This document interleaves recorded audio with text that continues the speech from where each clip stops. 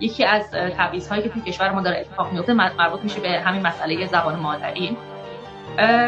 مسئله زبان مادری رو خیلی‌ها اومدن سیاسیش کردن و گفتن که مثلا حالا به خاطر یکپارچگی کشور نمیدونم مسائل این مدلی و اساساً از اون دیدگاه بهش نگاه کردن. اما من میگم و البته این حرف من نیست، خیلی از کسانی که توی زمینه فعالیت میکنن میگن که ما باید این مسئله زبان مادری و آموزش به زبان مادری رو از نظر اجتماعی هم بررسی بکنیم. یکی از مواردی که تبعیض آموزشی اتفاق میفته و از همون لول اول باعث میشه که یک سری از جوامع ما توی سطوح آموزشی پایین‌تر قرار بگیرن و پیشرفت کمتری داشته باشن، در نتیجه فقرشون بیشتر باشه و همینطوری لول به لول اضافه بشه. همین مسئله آموزش به زبان مادریه. شما یک کودک رو در نظر بگیرید 6 سال و نیم 7 سالشه، میره کلاس اول دبستان، یکی فارس زبان فارسه، یکی مثلا فرزن عرب، ترک، کرد، فرقی نمیکنه. این دوتا هر دو میرن توی یک کلاس درس، هر دو یه سری آموزش، یه سری استرس هایی رو دارن. یعنی هر بچه‌ای که اولین دفعه میره سر مدرسه یه سری استرس های مشترکی رو داره، محیط جدیده، با آدمای جدید قرار گرفته، همه چیز واسش تازگی داره و همه اینها یه فشار روانی روی اون میاره که متاسفانه خیلی از معلمای ما هم آموزش ندیدن که چطور باید با این فشار روانی برخورد کنن. حالا همزمان با این فشار روانی اون بچه کرد، بلوچ، عرب یا لور یا هر زبان دیگه‌ای با این هم مواجه میشه که اصلا نمیفهمه که اون معلم چی میگه، نمیفهمه که اون معلم چی رو داره ارائه میکنه. یعنی بچه فارس باید نوشتن آب رو یاد بگیره، بچه ترک اول باید یاد بگیره که آب میشه سو، بعد نوشتن آب رو یاد بگیره. یعنی 2 برابر باید تلاش کنه. توی لول بعدی وقتی که سوال ازش پرسیده میشه، بچه غیر فارس زبون ذهنیش اینه که مثلا به زبون مادری خودش فکر میکنه. همه بچه‌ها به زبون مادری خودشون فکر میکنن تو مرحله اول. یه سوال به فارسی دریافت میکنه، باید توی ذهن خودش اینو ترجمه کنه، بعد به زبون مادری خودش جواب بده، بعد دوباره این رو ترجمه کنه و به فارسی پاسخ بده. و همه اینها باعث میشن که اعتماد به نفس اون بچه کمتر بشه توی آموزش، اعتماد به نفسش کمتر بشه توی سوال پرسیدن. جانم ببخشید من وسط حرف شما میپرم. اگه شما دوست ندارین جواب بدین حرفتون ادامه بدین، من دستم اینجوری. نه خب ممکنه بعضی بگن درسته، ولی این به بچه ترک ممکنه کمک بکنه که بتونه دسترسی داشته باشه به کار تو همه جای ایران به جای اینکه فقط تو قسمت‌های ترک زبان، و این احساس همبستگی این بچه‌ها رو به ایرانی بودنشون اضافه میکنه، باعث میشه که احساس نکنن که بعضیا قسمت‌های ترک ایران، قسمت‌های عرب ایران، قسمت‌های کردی ایران از بقیه ایران جداًن.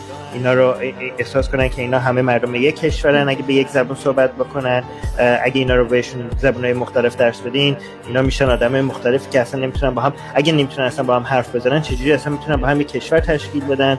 برای شما جوابتون به اینا چیه؟ جواب من به این سوال‌ها جوابیه که کشورهای مختلف آردی دادن. جواب آموزش چند زبان است. ما وقتی مثلا میگیم آموزش به زبان مادری برای اینکه رفع تبعیض بشه نیازه، حالا جدای از مسائل فرهنگی که خیلی از کسانی که دغدغه‌های فرهنگی دارن مطرح میکنن، خب اونا شخصا برای من دغدغه که حالا زبان‌ها حفظ بشه و این صحبت‌ها، آره دغدغه فرهنگی هست، اما راه‌های دیگه‌ای هست براش. اما آموزش به زبان مادری صرفاً به خاطر همین مسئله تبعیض آموزشی به نظر من خیلی مهمه. اما راهکار برای این انتقاد قبلا ایجاد شده. آموزش‌های چند زبانه هست.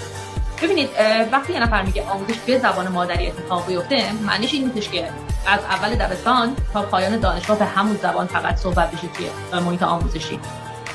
مثال میزنم، مثلا توی آفریقای جنوبی لول تحصیلی اینطوری پیش میره. شما 3 کلاس، یعنی بچه شما 3 کلاس اول آموزشش رو به زبان مادری دریافت میکنه، اما حتی اون هم اجباری نیست. یعنی اگر بچه‌ای هست که به آفریکانس یا انگلیسی که 2 زبان رسمی کشور هستن، در واقع 2 زبان اداری کشور هستن، چون همه زبان‌های کشور رسمی 2 زبان اداری کشور هستن، اگر بچه‌ای هست به اونها مسلطه، خانواده‌اش میتونن تصمیم بگیرن از اول همون زبان‌ها رو بخونه. اگر بچه‌ای هست که به اونها مسلط نیست و این ممکنه باعث تبعیض آموزشی بشه واسش، خانواده‌اش اون رو به زبان مادریش ثبت نام می‌کنن. 3 سال اول آموزشش به زبان مادریه و زبان آفریکانس یا انگلیسی رو به عنوان زبان دوم آموزش می‌بینه، مثل یک کلاس زبان. حالا وقتی بچه به پایه سوم رسید و پایه سومش رو تموم کرد، دیگه به اون زبان مشترک مسلطه و حالا آموزش میتونه به اون زبان منتقل بشه بدون اینکه بچه دچار تبعیض آموزشی بشه. از اون مرحله به بعد کلاس ها به دو زبان، یعنی به درس های مختلف تقسیم میشن و بین زبان مادری که زبان مادری هم فراموش نشه، اون قدرت زبان رو حفظ کنن. کلاس ها به دو بخش تقسیم میشن، یکیش به زبان اداری که حالا بسته به انتخاب انگلیسی یا آفریکانس هست توی مرحله اول و یه بخشش هم به زبان مادری ادامه پیدا میکنه. امتحانات اما به زبان اداری برگزار میشه چون تسلط بچه به اون زبان بسیار مهمه واسه آینده تحصیلش. توی مرحله بعدی زبان دوم اداری بهش آموزش داده میشه، یعنی اگر تو مرحله اول انگلیسی رو یاد گرفته، مرحله بعدی آفریکانس یاد میگیره، اگر مرحله اول آفریکانس یاد گرفته، مرحله بعدی انگلیسی رو یاد میگیره و زبان مادریش هم کماکان هست.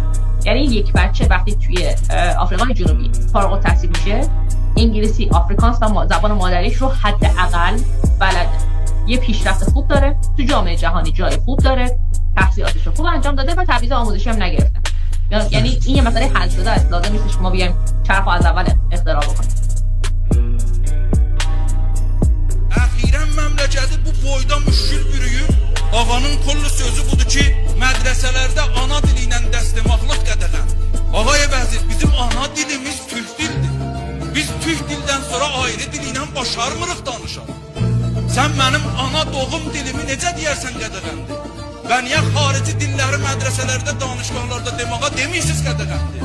Və ana dili ilə dəstəmaqlıq, dəsörgənmaqlıq, örgətmaqlıq qədəğəndir?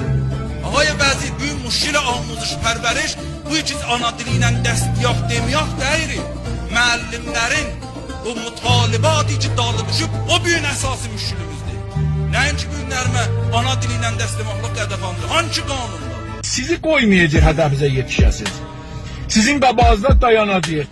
Biz qoymayacaq siz o əhdafıza yetişəsiniz. Biz qoymayacaq siz bizim dilimizi, timimizi, torpağımızı əlimizdən alasınız.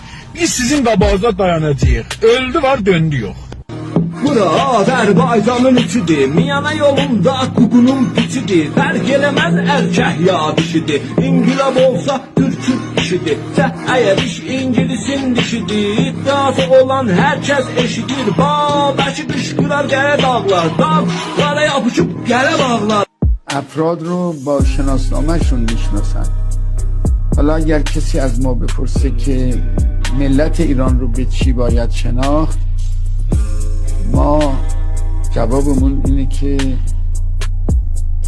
یکی از عناصر هویت بخش مهم مردم ایران زبان فارسیه. Tüm həmşərilərim və sabah öləndən sonra elamiyəsində vuracaqlar Bozorgi xandan. Sıçal o xandanın içinə ki, sən onu döyürdün. وطن من سرزمینی است که مردمانش به زبان من سخن میگویند.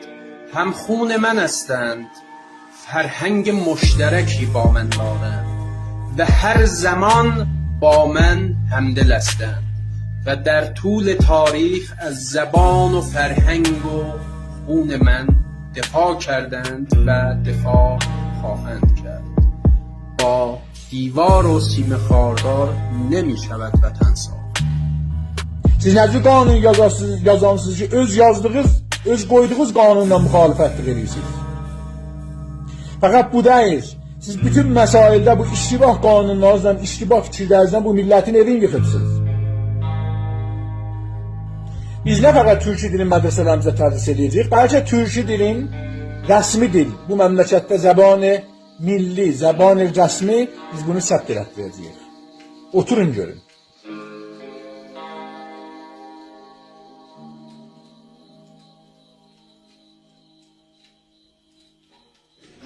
Yaşasın millet! Yaşasın Zəkdərxan! Yaşasın el hakimiyyəti! Yaşasın! Yaşasın vətən!